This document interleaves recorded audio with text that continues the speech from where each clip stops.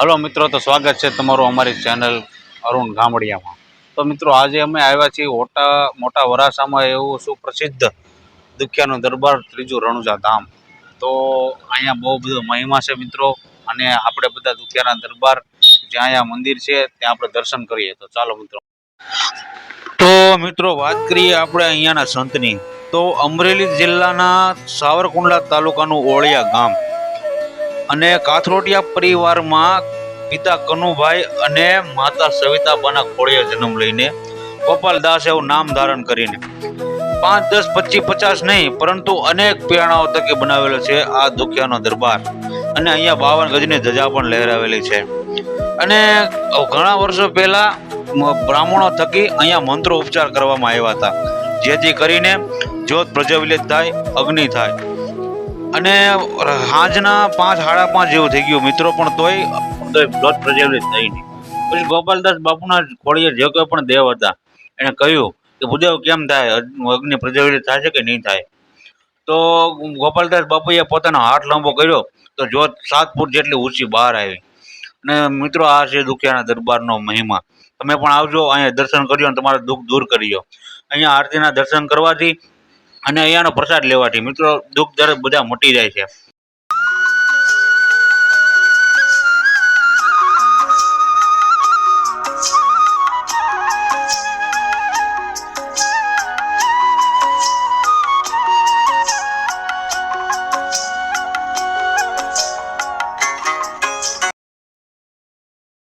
મિત્રો, તમે જોઈ શકો છો, આ છે દુખિયાના દરબારનું મેદાન, જ્યાં બહુ મોટું છે અને આજુબાજુ વૃક્ષો છે અને એકદમ હરિયાળી અને મનને પ્રફુલ્લિત કરતું વાતાવરણ હોય છે।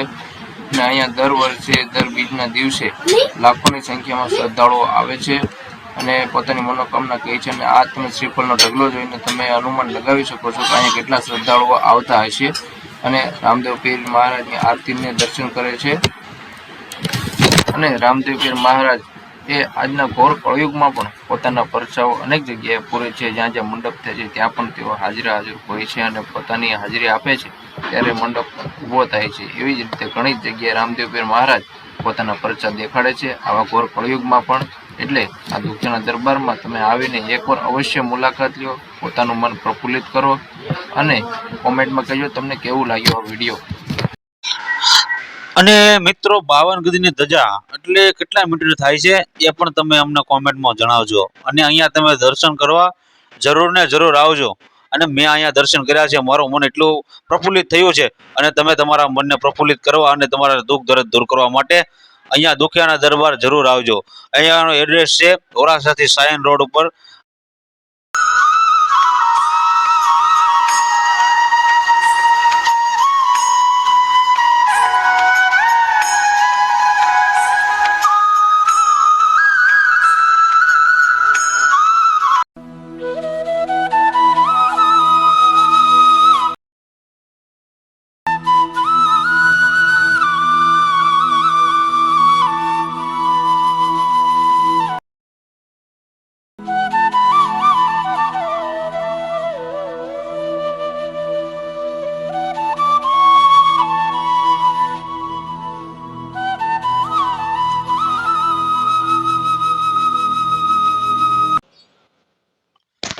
તો મિત્રો, આ છે આપણા દુખિયાનો દરબાર। તો કેવું લાગ્યું તમે અમને કોમેન્ટમાં જણાવજો। અને આવા નવા વિડીયો જોવા માટે અમારી ચેનલ અરુણ ગામડિયા સાથે બન્યા રહો અને સબસ્ક્રાઇબ કરવાનું ભૂલતા નહીં।